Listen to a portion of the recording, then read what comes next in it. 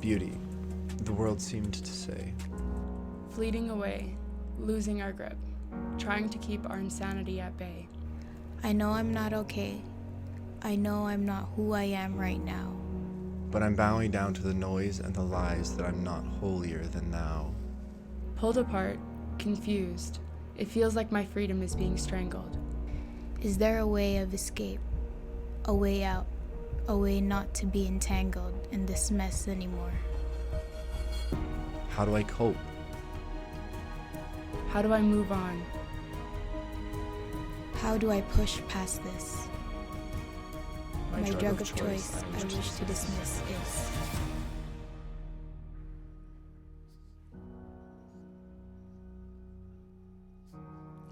All right. Is there anything quite like when a song matches your emotions, right? There's something about that that just connects. Or even one of my favorite things with music is when you're driving and your wipers match along to the beat of the music. And sometimes I'm going to admit this to you, sometimes I actually try to match it, and it's very difficult because it's not meant to do that. That's not the purpose of the wipers. But there's something about music that just connects, especially with your emotions. Like, have you ever just been sad or had a bad day, and music came on that was sad and about having a bad day, and it just connects, right? Is there anything better than being sad and listening to a sad song? It's kind of this twisted thing, but even when you're younger, I remember being 11 or 12 years old, and some girl didn't want to date me who I had met the day before or something like that, wasn't into me, and then Blink-182 would come on, it's hello there, and then you're just you're 11 years old, and you've been through so much, so you're and I'm so sorry, just I cannot sleep, I cannot dream tonight, and you're just so emotional because your life is falling apart at 11. I got maybe another 70 years to live yet. How much? It's just going to get worse and worse and worse, and there's no hope. I'm going to be single for the rest of my life. But it just felt good to be driving, not driving at 11, actually. To be a real wild 11-year-old stealing the car when he's sad. No, I honestly, when I would have breakups or things would go bad, and you're oh man, that song just hits in the right spot. It just connects with me. And I think we've all been there on some level. We've all had a moment like that where we're so depressed, we're broken, we feel terrible, something went wrong, or some situation just spiraled out of control, and now you're kind of sitting in the garbage of your own decisions or the decisions of other people, and life just frankly sucks. I'll tell you a story, and I've been around the project any amount of time. You may have heard some iteration of this story, but it really captures maybe the most depressing moments of my life. And I want to be honest with you about this. When I was 20 years old, I got dumped. Sound familiar? Anyone here been there? Maybe recently, maybe this week, maybe you're about to dump somebody this week, I don't know. Up to you, not my call. But I'll spare you all the horrible details, all the specifics of this. But I do want to tell you this relationship was something, my first relationship ever, is a couple years long. And it didn't go great. It started out pretty good, but long story short, my girlfriend at the time ended up having a really horrible autoimmune disease, had to go through chemotherapy. She went through horrible 8 to 9 months of just horrible medical, work to try and fix her, to try to save her, to put her into remission. And it was awful. This was brutal. She nearly died. Her kidneys nearly shut down, and I believe she's actually doing quite well now. I'm not married to her, I'm married to my wife. That's a different situation. But the reality was this, I was going through it. And it was 9 months of just watching someone you care about literally fight for their life. And maybe you've been through something like that. Maybe you've struggled through that. I don't know, but it's horrible. Chemotherapy is an awful thing. You can imagine it was just brutal to work through, and it was twisting my emotions and my brain and my mind more than I ever knew. You're kind of in this trauma, and the way I deal with trauma, even I remember when COVID hit, I kind of am the power through guy. We don't know, ain't got no time to be sad. We got to work through it, got to keep going. Full speed ahead, right? Let's go. That's kind of my approach I took to that. And after, about those 9 months, it started to get better. And I was man, things are really coming up my way here. Things are about to get good, finally, no more of this sickness, no more, life can move on. We're finally moving on in life. And then on Father's Day, I got a phone call when I was out at a buffet with my dad. And she dumped me on the phone. Let me tell you, Jeff ruined Father's Day that day. Ever seen a 260-pound man cry? It's awkward. Especially awkward when he's carrying a plate of Eggs Benedict and just crying into them, tears of sadness. And it was brutal. And it was just like all this pain, all these things that I walked through, all these things that I was fighting for. And it was just kind of like in a moment, thanks for the memories, see you later. And I was crushed. Like, what was the point? No one likes to be rejected. Even if you were about to dump someone or to break up with them, you're like, tomorrow I'm going to do it. And then you walk up to them like, hey, I don't think this is working out.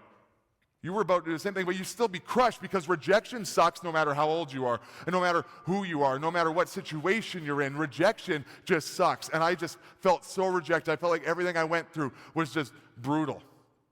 And it was just bad. But over that summer, I actually worked through it, talked to God, worked through my struggle, through my emotions, through my anger, through my hate, through my pain. And I even got to a point where in my heart I can say I forgave her. I'm still working through it, but I forgave her in what I can only describe as miraculously, because I was so angry and so hurt. Happy ending, right? There we go. Sadly, no, because it didn't end there. I thought it did. I thought we were moving on. I thought life was just about to get better. But it was about 6 months later that I remember I was driving home one time, and it was kind of a slow progression towards this, but it kind of hit that peak point of realization. I was driving back to my parents' place. I was still living with my parents at the time, 20 years old. Driving at night, and I was just feeling just down, and I was just life itself. I couldn't put my finger on it, but I remember just like driving, looking at life, thinking about the life I was living, where I was, everything that had happened, and even just not even comprehending what I was thinking about, but just started crying. And let me tell you this, I don't like crying. Like, I'm not a fan of it. It's not fun. I don't do it in public very often if I can help it. But I was broken. I just broke down. Just bawling, not even just like tears, right? Like, I'm not talking like, oh, I teared up because there's emotional movement in a movie, a moment in a movie, or somebody said something, told a story that moved me really a lot. I'm talking like ugly crying, like bawling, like tears just flowing in the car. Just brutal. And I was pretty mad. It made me mad. Crying made me angry because I don't like crying, which made me sad, which made me angry that I was sad because I was crying more. And then I just got more angry and more sad. It was just a vicious cycle, and I was just having a bad day. Let's put it that way. I felt like I was crazy because nothing triggered it. It's not like someone phoned me. No one broke up with me. Nobody hurt me. Nobody killed my dog or something horrible. I didn't have any reason to be crying, but I was like under this weight, this cloud. I couldn't put my finger on it. I felt like I was the craziest person in the world. I thought I was absolutely nuts. And I was like, oh man, I can't do this. And this would continue to happen, actually. There's a few times I'd be talking about things with friends that I'd never shown emotion in front of before, and we'd just be talking about life, and all of a sudden I'm crying in front of my best friend, and then I'm really embarrassed, then I'm mad, and I'm sad, and I'm mad, I'm sad, and it just keeps getting worse. This lifestyle wasn't something I was interested in continuing doing because it was brutal. And I really thought I was the only person in the world who felt that way. And I didn't know it at the time, but it was kind of triggered by that traumatic event that I didn't really process, didn't really deal with, didn't even know how much it had impacted me, how much it had changed me, how much it was daily just kind of rewiring the way I see the world around me and just how I felt about myself. Have you ever been there? Or maybe you're there right now. Maybe tonight you're coming here, you're watching online, you're listening wherever you are, however you're consuming this message, and life sucks right now. Or it just sucks seasonally. Your depression has gotten the best of you. You can't get out of that funk. And you see no way out. And the worst part is you can't even figure out why. And if you do know why, you just see no way to work around it. So what is it for you? Are you laughing less than you did before? Do you see problems in every promise? Are you more cynical than you've ever been before? Do you just kind of always see the negative because that's the world you live in? Do you never see the light because you just kind of sit in the darkness and that's all you've known for so long you can't picture anything else? Do you plan for failure? Do you just think, I can't do it? Like, oh, there's an opportunity, but it'll never work out for me. Why would I even go for that job? Because life sucks. Hello, darkness, my old friend. This is who I am now. Would you rather stay in bed than get up? I know I've been there where it's like, man, what's the point? My bed is the only safe place. It's warm. That's about it, but it's better than out there. And I've been there, and that sucks. And I want to know if that's you tonight. I don't think you're alone. I think that there's quite a few people who have been there or are there currently. So we're here at a church. I'm a pastor. We're talking about this. And if I'm saying that lots of people here statistically are dealing with some form of depression or depressed in some way, the question is often asked, and I hear this from young adults all the time as a pastor, can Christians be depressed? Because sometimes we can really feel like, man, it's not okay. I can't be. There's something wrong with me. God can't be happy with me, can't love me because I'm sad all the time. And I don't want to be, but I can't kind of get out of this feeling, this funk, this trap. I'm trapped in this and I don't want it, but clearly it's sin or it's a decision. Like, what is the problem? And it's tough because so often when we go to church or we look in the Bible, you could just open the Bible and you'll probably find something about joy and happiness. I know there were some times where I went to church and I was feeling really depressed and sad, and there's this song, "Oh, happy day, you wash my sin away. Oh, happy day, happy day." And I'm not having a happy day.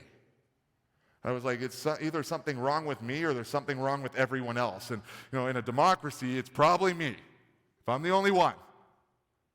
And then you read things like in the Bible, like things like in Psalm 118:24. It says, "This is the day that the Lord has made. Let us rejoice and be glad in it." Let us rejoice. Let us be glad. Let us be full of joy. Let us be happy people, because Christians are always happy. There's so many examples. You read the Bible of just happiness because Christians have God in their life. Jesus died on the cross for your sins, and you never have to worry again about the mistakes you've made. And that is true, but for some reason, I'm still not feeling it.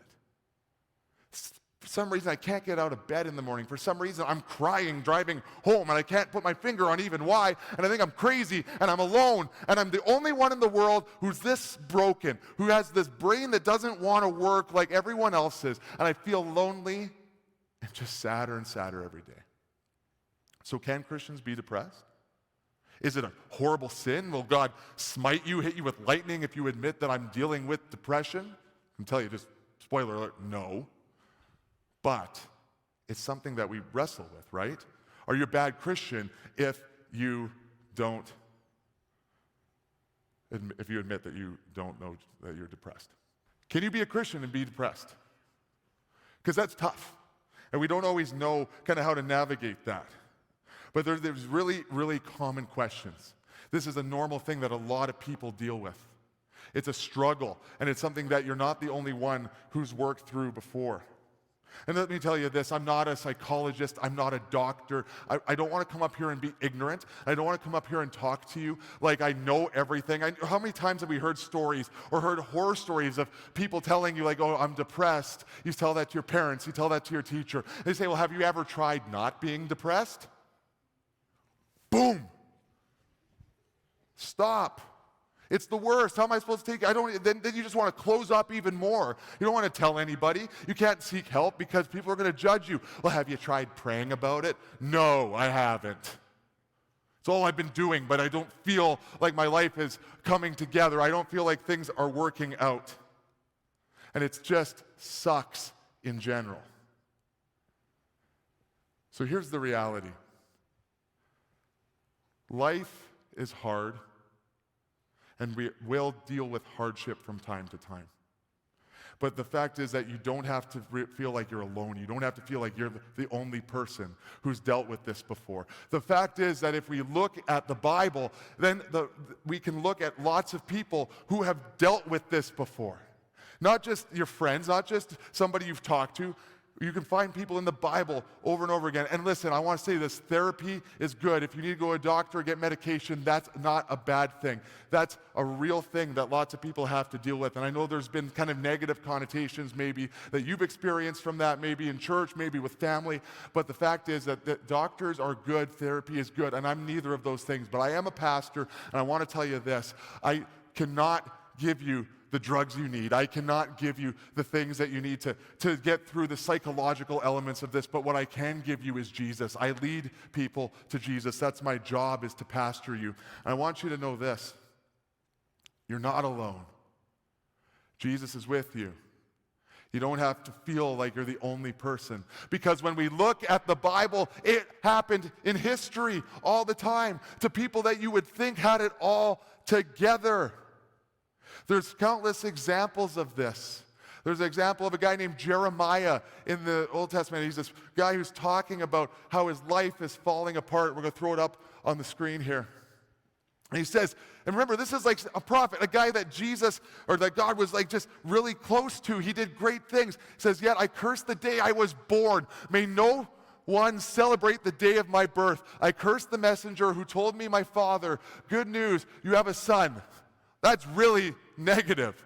Let him be destroyed like the cities of old that the Lord overthrew without mercy. Terrify him all day long with battle shouts because he did not kill me at my birth.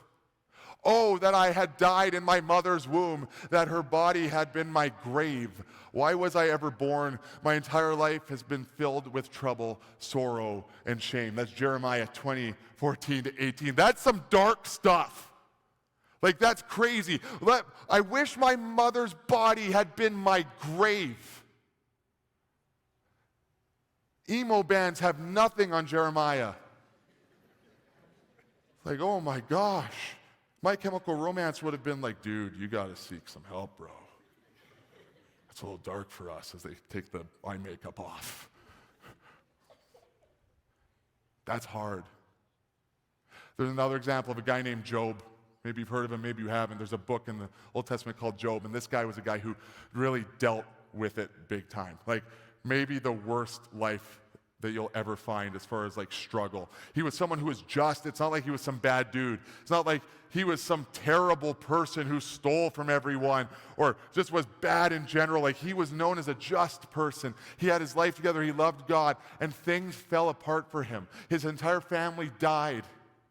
All of his livestock died. He was given all sorts, basically like these plagues that came on his life, and even got all these sores over him. His life, think about that. Your entire family dies. Your business falls apart. You lose all your money, and then all of a sudden you have to keep moving on? Like, think about that. You don't think that guy was depressed? Your wife, your kids, your business, everything goes away, and now I'm covered in sores. So not only am I single again, but I'm visibly covered in sores. Put that on your dating profile. You're not getting married again. It's like I enjoy long walks on the beach and scratching my boils. That doesn't go over very well. Would you go on a date with that person? Just saying. But Job kept moving forward. Job, even though he got to a point where he admitted his struggle, where he was just in this broken point, and he also says to himself, and it's recorded in this book, Job is like, listen, why was I born? Why wasn't I born dead? Why didn't I die as I came from the womb? Why was I laid on my mother's lap? Why did she nurse me with her breast? Had I died at birth, I would now be at peace, and I would be asleep and at rest. Dark, getting a theme going here, right? Seems like everyone in the Bible was really sad at this point. But he had been through it. He had been through the worst of the worst. His life was falling apart. And he's just like at the end of his rope, this guy that is described as just, as being close to God, as a premier example of being a good follower of God. He's saying these things. He's feeling like his life is falling apart. There is literally a book of the Bible about this guy, and he's falling apart. He's lonely. He's broken. Maybe one of the best examples of this is a guy named Paul. Now, Paul, maybe you've heard of him. He wrote a good chunk of the second half of the Bible, the New Testament. Paul he was a pastor, but before that, he was a guy hunting down Christians. Like, he oversaw the hunting down, the imprisonment, and literally the murder of Jesus' disciples. Like, his name would have struck fear into every person who believes in Jesus. Imagine there was this guy named Paul, roaming around Edmonton, and he's just looking for anyone who believes in Jesus. And like, you don't want to meet that guy, because he's going to either throw you in jail or get a gang together and have them stone you to death and murder you. Well, then he has this encounter with Jesus, and Paul's life is drastically changed, and he becomes an advocate for the Bible and the cause of Jesus. He becomes a pastor. Like, we're talking like a total 180. Like, he flips his life completely around. And next thing you know, he's like planting churches. He's starting churches all over Asia, all over Greco-Roman Greece and Rome, and he's doing all these amazing things, and he's a major leader. He's leading, he's writing all these letters to the churches. That's what a good chunk of the second half of the Bible is his letters to churches. And like, it seems like he really turned it around. His life should be good. He's like, I was bad, but now I'm good. Everything's gravy. Everything's turning up Paul, right? But he struggled. He often felt like he wasn't good enough. He looked at all these other disciples, some of them who had actually known Jesus when Jesus was still on earth, and he felt like he was the weakest link. He felt incredible loneliness. He even refers to himself several times as a chief of all sinners. The worst. This is the guy I look up to.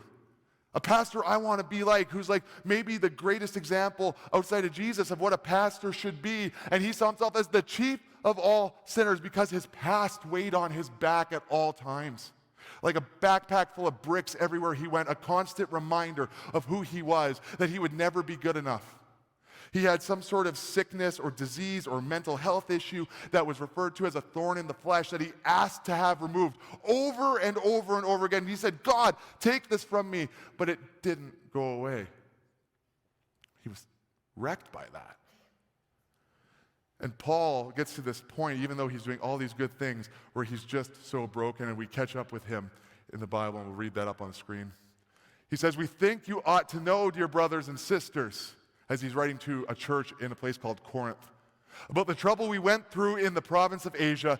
We were crushed and overwhelmed beyond our ability to endure, and we thought we would never live through it. In fact, we expected to die, but as a result, we stopped relying on ourselves and learned to rely only on God, who raised the dead, and he did rescue us from mortal danger, and he will rescue us again. We have placed our confidence in him, and he will continue to rescue us. And that's in the second letter to the Corinthian church that he writes in the second half of the Bible, the New Testament. He's going through it, but he's talking about, even though he's been through all this garbage, that he knows that God is going to come and help him. He said, even though that there's people trying to kill him everywhere he goes, listen, when you turned your back on the group of people you were helping kill Christians, they don't just be like, oh yeah, good luck, Paul, go for it. All the best. Don't worry about us. We're going to keep doing our thing. You do your own thing. They wanted to kill him too. And not only did he change the team, he was like going out and like preaching and sharing the gospel and sharing the good news of Jesus. And he's actively working against the team that he used to work for. It's like when Milan Lucic comes back to Edmonton and you're no longer cheering for the Oilers, he's playing for the Flames. You don't like him. This is exponentially worse. They were trying to kill him, stone him. He got beat up everywhere he went. His life was a struggle. He found himself shipwrecked. Everywhere he went, he thought he literally was going to die. If you are constantly in a state of fear, of fight or flight, depression probably follows at some point.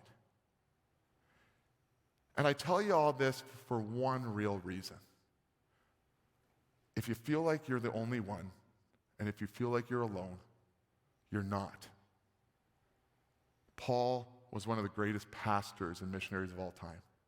Jeremiah has a book of the Bible written about him. He's a prophet. He was used by God in mighty ways. Job, he told his story. His suffering has actually encouraged and helped billions of people today, and even more through history. Through their struggle, they were able to do incredible things. Through their weakness, God was able to use them to be a strength and a light in darkness. Not only are you not alone, there is opportunity just like there was for them in your life as well. And I know I've been there where you just feel like it's all on you and no one else goes through what you're going through. Whether that's from a chemical imbalance or something you were born with and you need medication for it, or whether it's seasonal depression, you just got dumped, you went through some tragedy or trauma, or you're just going through seasonal depression because, let's be honest, the sun never comes up in Edmonton in the winter. It's like, oh, it's 1 p.m., the sun's been up for a half an hour, and it's dark. It's over. No sun, no vitamin D, sadness, that's all we get. Been there. But no matter what your brand or your experience of depression is, if people in the Bible who are heroes of the faith, who are super close to Jesus, the ones that we are like, man, those are what we want to be like, if they went through it, it's not that unusual for you either. If they made it through it, if they were able to still do incredible things, you can do incredible things. The reality is this. I want you to know this. If you're here tonight and if you're going through these situations, because I know this was what I was like when I was sitting in those chairs at the project when I was your age, and people told me that there was hope when I was feeling depressed. It's like, no, not for me. There's that voice in the back of your head that, no, it's not for you. You suck. You're the only one. You're this, you're that. Don't listen to that. You are not alone. You are not done. You are not finished. There is hope for you. And not just because I'm saying that and trying to motivate you. That will happen. That'll be, I can yell it out. I can get you pumped up and you'll go home and feel good. But the potential is there from a human-based motivation, from me pumping your tires on that, is that you'll go home and potentially, I hope it's better, but you might just wake up tomorrow and more than likely feel that again. Feel right where you were. But the hope isn't from something I can tell you. The hope isn't from some words I can speak to you.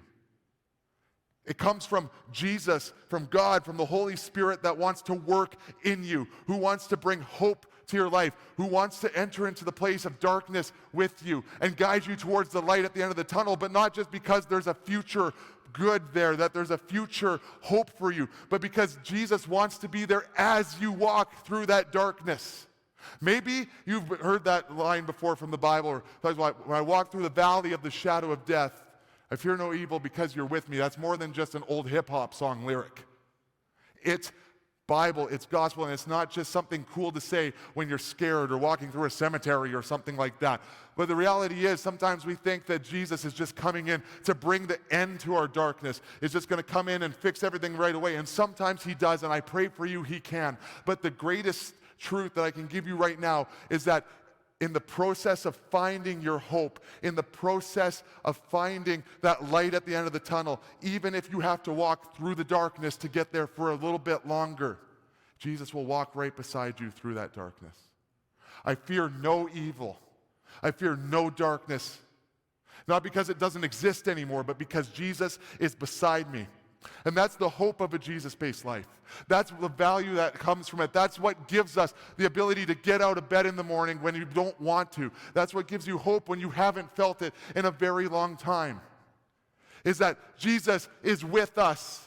Is that because of what Jesus did on the cross, is that no matter what you've done, no matter where you've been, no matter what you're going through today, the God that controls the universe, that created the stars, that created everything in the expanse of space, time, anything you can imagine, he's not just there calling you to some future from a distance. He's there beside you. You just have to accept it and move forward.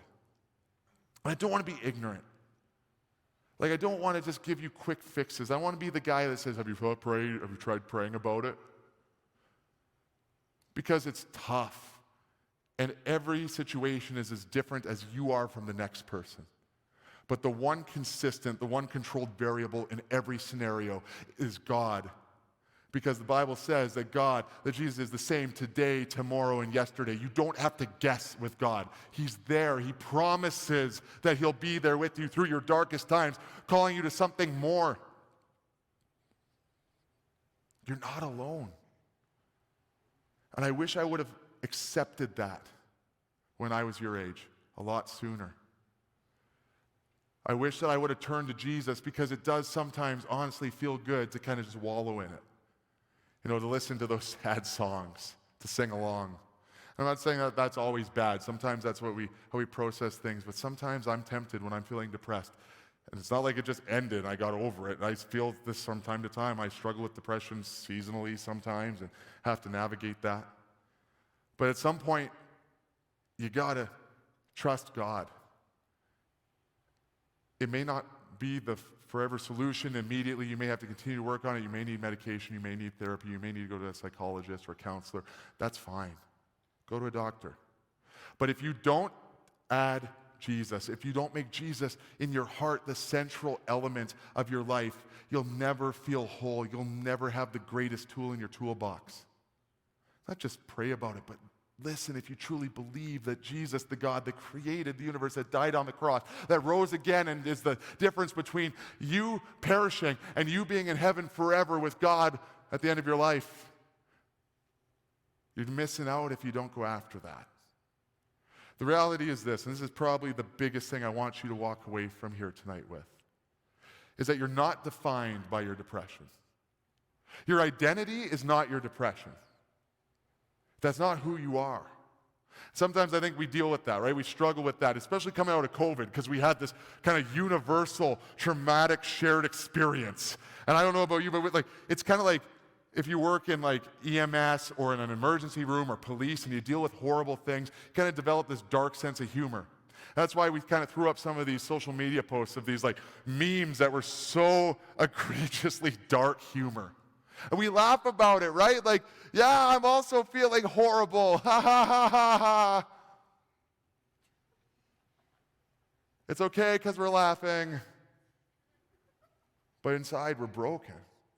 We've created this false reality. We've created this feeling like, oh yeah, like if I joke about it, if I laugh about it. I'm not saying that that's bad all the time. But the other option is either we kind of pretend it's not real or we make it who we are. We just accept, I'm depressed, I'll never be anything more. That's my identity. That's who I am. That's all I'll ever be. Even if you never get fully over a medical, clinical depression, it is not who you are. We're not defined by what holds us down. We're defined by who lifts us up. You're not defined by what holds you down. You are defined by who lifts you up. Jesus Christ, who died for you, rose from the grave, who has the keys to life and death and controls everything in the world around you, and who promises that he will be there when you navigate the darkness. He'll be there at the end of the darkness, and he'll be there beside you through all of it. But the danger is that we turn to things that are actually not going to help us in the long term. Self-medicating with drugs or alcohol, or just kind of not accepting anything and hiding from reality, hiding life, just not going to the doctor, not going to seek help, not talking to a friend, not praying, not doing anything. Because I get it, it's hard to motivate yourself when you're depressed. It's hard because you're not thinking rationally, because that's what it is. You're sick, you're struggling. But know this. I'm going to get the band to come out at this time. You're not alone. You're not broken. You're not weak. You're not worthless. You're a child of God. Your identity is in being a child of God. Your identity is that you were made with a purpose. You were made by a God who knew you, who cared about you, who knew what he was doing. You're not a mistake. You don't have to feel like you're just not worth anything. Like, do you understand that God designed you and loved you in all the flaws? When you look in the mirror and you think about yourself, when your head hits the pillow at night, you're like, here's all the things that are wrong with me. I don't look a certain way. I'm broken. I'm sad. I'm not good enough in this way. All the negative, intrusive thoughts. Jesus doesn't see that. God created you as someone with a purpose and a plan, who loves you and wants to know you more than you could ever know. And he's just standing there and saying, listen, I know it's hard. I know that life is tough, but come to me and I will give you rest. So for you tonight, do you need rest? Do you need, just even for a moment, a glimpse of the light? Do you need to feel the arms of Jesus wrapped around you? Do you need to feel that? I know I do. It's not weakness to admit that you're struggling. It's not weakness to say, I need to talk to someone. It's not weakness to go and talk to a doctor and get help medically if that's what you need. But weakness comes when we ignore that Jesus, that the God who created the universe, is open-armed in front of us, wanting to embrace us, to pick us up against the weight of what's holding us down. And we reject it and we say, no, I'm going to stay in bed. No, I would rather not. There's hope for you tonight. Just got to accept it. So the band's going to play a song here in just a second. I remember this song. This song is actually very close to me and dear to me because it's carried me through a lot of these seasons. It's kind of sad. Not like Hello Darkness, my old friend, sad, but it comes from a sad space. But it's by a band that came to the project when I was 20. It's called The Glorious Unseen. I remember this guy, he came up and it was really fresh and it was so emotional. I remember just being totally moved by it. This guy, the lead singer, the band's not around anymore because right before they came, his wife had given up her faith. And beyond that, she had said to him, listen, it's either me or your faith, which is kind of absurd and that's not even common in these situations, but that was the ultimatum. And he had said, no, I'm not going to give up Jesus, and she left him, divorced him. This was like one of the last shows he was doing. And this album was kind of written through this. The song was written through that lens. And so this isn't kind of a normal worship song where, you stand. If you want to, you can. You're free to do whatever you want. But it's more for you to reflect. As he's struggling with life, as he's asking hard questions, it is not a sin to ask those hard questions of God. You looked at the way that some of these people in the Bible were talking and kind of reaching out to God, like, what is going on? My life is falling apart, like lamenting their birth. But where we lose the point is when we stop trusting God, when we abandon that. So just like he does, talk to God. Tell him what you need. Tell Jesus where you're at, the brokenness. Don't hold anything back. And just say, God, fill me. Holy Spirit, speak to me. Do what I can't, what I haven't been able to do. And I believe wholeheartedly that God will show himself to you.